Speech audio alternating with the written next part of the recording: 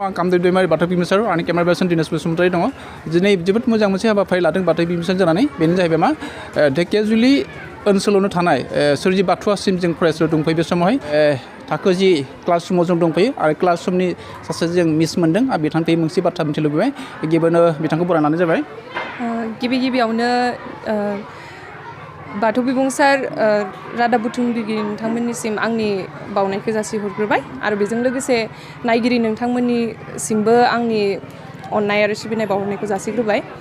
आंनि मुङा मिस आलांबा दैमारि आरो आं बे फरायसालियावनो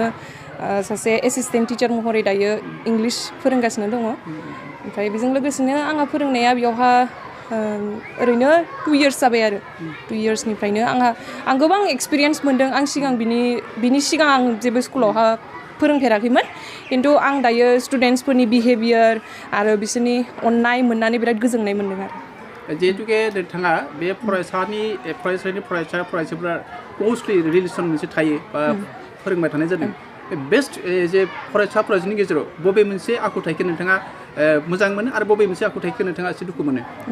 मस्टलि आं बिसोरनि बिहेभियारखौ बिराद मोजांसिन मोनो बिसोरो जेरैनो आं फोरोङो बिदिनो बिसोरो आं फोरोंनायखौ बिसोरो गोसोआव लायो बा आं माबा मोनसे होमवर्क खालामनो हरो माबा मोनसे फरायनो हरोबा बिसोरो गावसोरो फरायनानै फैयो बे बुस्थुखौ आङो बिसोरनि बिहेभियार लोगोसे आखल आखु गासिबजोंबो गिदिरफोरजों मादि रायलायनांगौ नट अनलि जे इदि नङा जे नट अनलि गिदिर मानसिखौल' रेसपेक्ट होनांगौ बेजों लोगोसे बिसोरो गावनि उन्दैफोरखौबो रेसपेक्ट होयो बे आखुखौ आं बिसोरनि बिराद मोजां मोनो आरो दुखु मोननाय मोनसे दं नामाफोर दुखु मोननायथ' आंहा बिदि दा गैथ'वा दुखु मोननाय आखलथ' गैखाया बिसोरनि खिन्थु मालाबा इदि जायो जे स्टुडेन्टसनि गेजेराव सोरबा थायो थ' बेफोर जेबो नङा बेफोरखौ जोङो गावनो नाजागोन जे बिसोरनिखौ मोजां खालामनो थाखाय मालाबा सोरबा सासे फरायसा बा फरायसुलिया जिहेतु लेसन खालामनो होयोब्ला मालाबा खालामस्लाबनो हाया बा खालामबोनो हायाखिसै बे बेलायाव फोरोंगिरि हिसाबै नोंथाङा मा बुंनो सानो बिथांमोनखौ मालाबा बिदि जायो बिसोरो जे फरायस्लाबनो हाया आं बिसोरखौ आरोबाव टाइम होबावो फरायनो थाखाय जे बिसोरो फरायस्लाबनाय आं जाहोनखौ सोंग्रोगोन मानि थाखाय फरायाखै मानि थाखाय फरायनो हायाखै बेफोर जाहोनफोरखौ सोंग्रोयो जुदि बे जाहोना बिसोरनिया मानिथावना गनायथावना अब्ला आं बिसोरखौ एक्सप्लेन खालामो बुजायो बेफोरनोसै फरायसा फरायसाफोरखौ माबायदि उइस खालामनो आङो बिसोरखौ दानि जिहेतु इउथ बिसोरो फरायनायखौ खम आरो ससियेल मिडियायाव बारा थानो नागिरो थ' आं बेफोरखौ बिसोरखौ माना खालामनो सानदों जाहाथे ससियेल मिडिया ओरै नङा जे गाज्रि बेखौ बाहायनो रोङोबा बियो बहुत इउसफुल थ' बेखायनो जे फरायनायजों लोगोसे ससियेल मिडियाखौबो मोजाङै इउज खालामनो रोंनांगौ बेखिनिखौनो आं बुंनो नागिरदों गुड मर्निं सिट डाउन स' दिनै जोङो मा नायगोन होनोब्ला नेरेसन चेन्ज अके नेरेसनखौ डाइरेक्टनिफ्राय इनडाइरेक्ट नेरेसनसिम बोरै सोलायो बोरै चेन्ज खालामो बेखौ जों दायो नायगोन स' take out your copies and PAN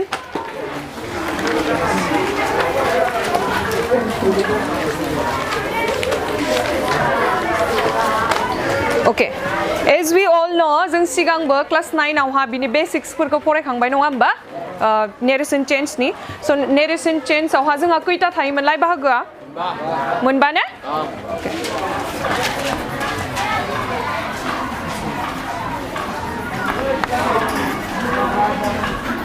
Narration change, okay. बुंनायसै narration change आव मा थायोमोनलाय Number 1, firstly, assertive sentence. Number 2, interrogative sentence. Number 3, imperative sentence. बिनि उनाव optative sentence. ओमफ्राय lastly, exclamatory sentence. Okay, as we all know, जोंहा जितु simple sentence थायोमोन, okay. First of all, जों बेखौ मा होनोमोनलाय assertive sentence. So assertive sentence आव जोंहा माब्रै सोलायोमोनलाय चेन्ज जायोमोनलाय present tense present आव बो चेन्ज जायोमोन past tense. For example, simple present आव बो चेन्ज जायोमोन simple past. Okay. So गासिबो जोंहा फर्मुलाया खैथा थायोमोन टेन्सआ मोनब्रै मा simple present नि उनाव मा थायोमोन present continuous. Okay, then number 3, present perfect. Okay, good. Lastly, present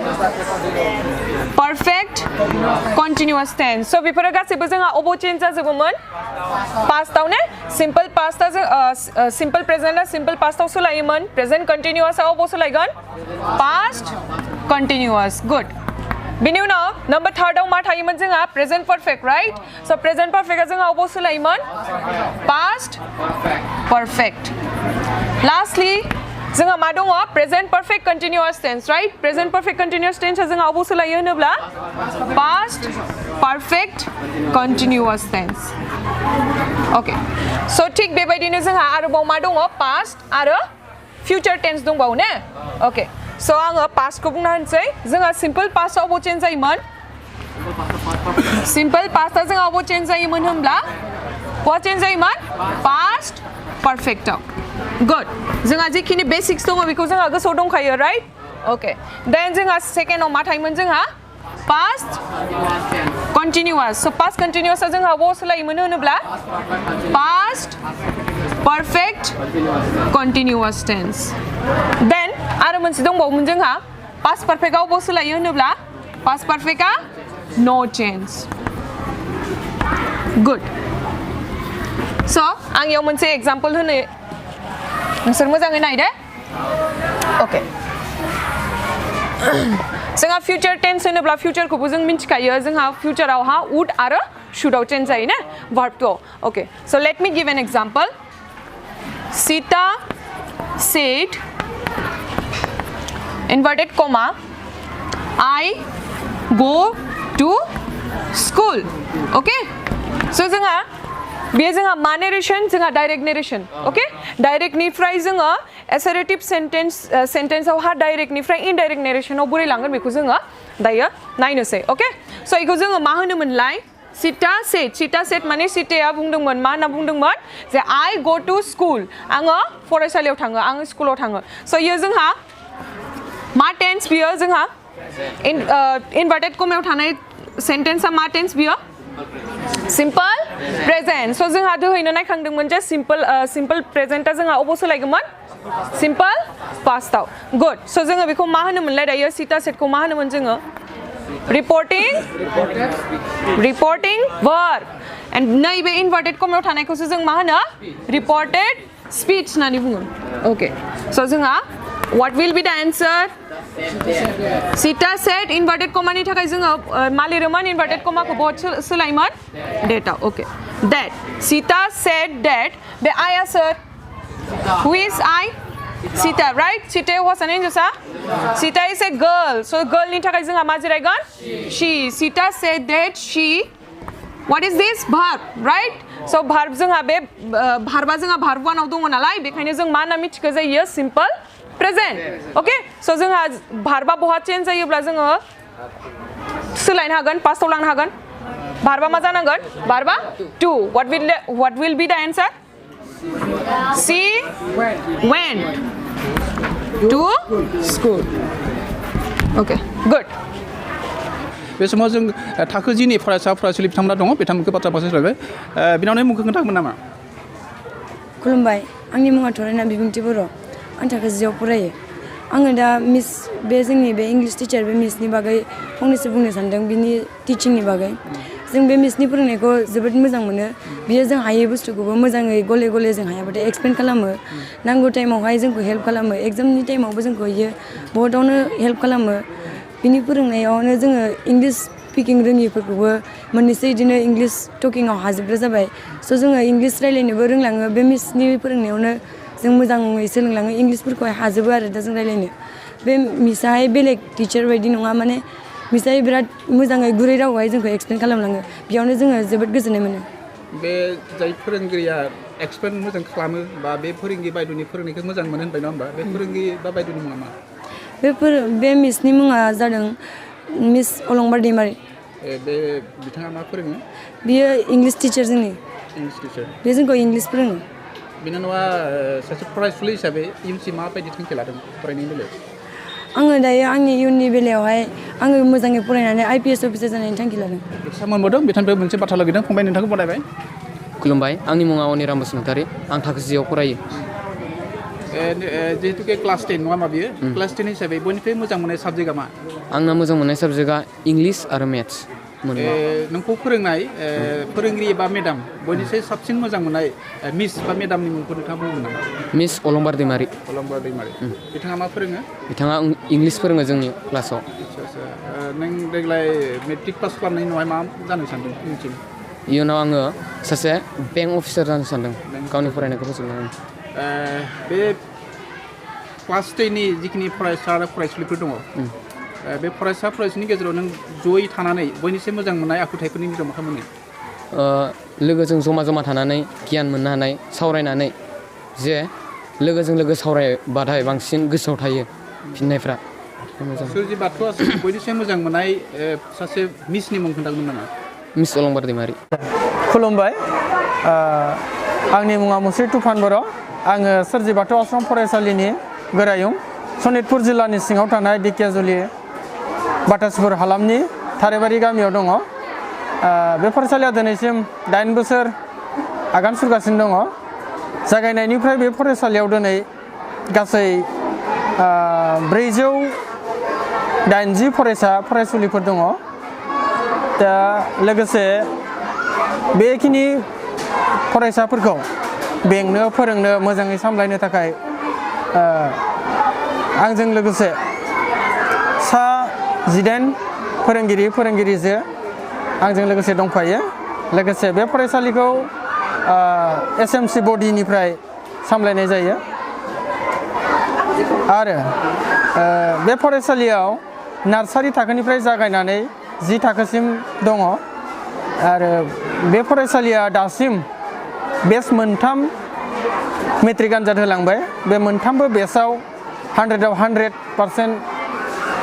pass खालामलांनो हादों बेवहाय जोङो बेनि फोरोंगिरिफ्रा जोबोद गोजोननाय मोनदों आरो आसा खालामदों उननि बेचफोराबो बेबायदिनो साबसिननिख्रुइ हामसिन ओंखारलांबाय थागोन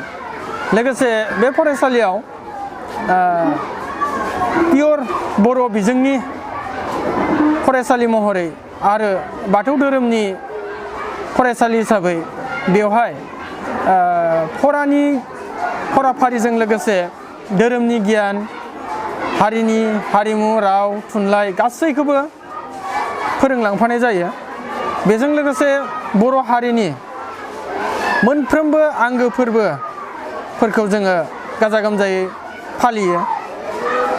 फालिबोबाय थादों दा बेनि अनगायैबो बे फरायसालियाव दामनाय देनाय मोसानाय मुसुरनाय बायदि बायदि कम्पिटिसनफोराव बाहागो लाहैनाय जायो आरो बेवहाय जोंहा गोजान गोजाननिफ्राय फरायसा फरायसुलिफोर फरायनो थाखाय जोंहा गंनै हौवासा हिन्जावसा आलादा आलादा फरायबादा एबा हस्टेल फेसिलिटि दङ दा बेवहाय बे गंनै हस्टेलाव जयै दासिम जोंहा 80नि बारा फरायसुला फरायसुलिफोरा हस्टेलाव थानानै फरायो ओरैजाय बुंनो थाङोब्ला गोजान हिसाबै रौता उदालगुरि राङापारा बेनिफ्राय जोंहा बरमा बेबायदिनिबो माखासे फरायसाफोरा थाफैयो आरो सोलोङो दा बेवहाय बाथौ आश्रम फरायसालियाव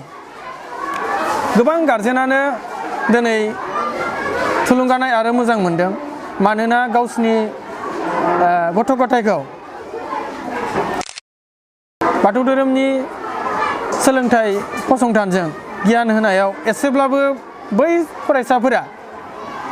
आलादा गियान आलादा रोखोमनि आखुथाय बेखौ गुबुन फरायसाफोरनिख्रुइ एसेबाबो आलादाखौ जोङो मोननो हादों जायनि गेजेरजों